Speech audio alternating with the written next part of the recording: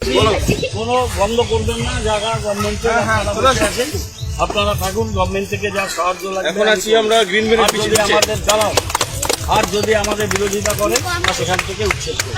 আমি গৌতমের যা বলি তাই করি, আমার কাছে সব রিপোর্ট। আমি তো সন্ন্যাসী মানুষ। ওইসব সন্ন্যাসী টন্যাসী আমি বুঝি না।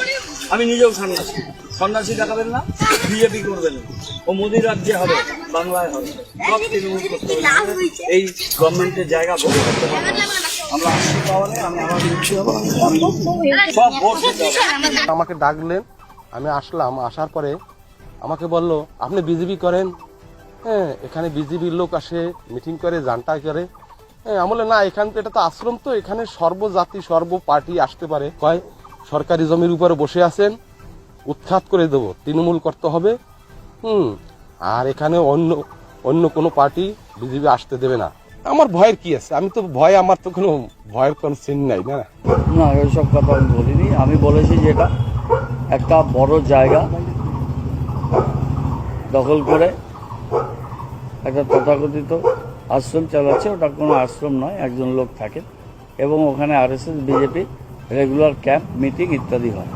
এই সরকারি একটা জায়গায় ওরকম হতে পারে না, সেটাই আমি বলেছি।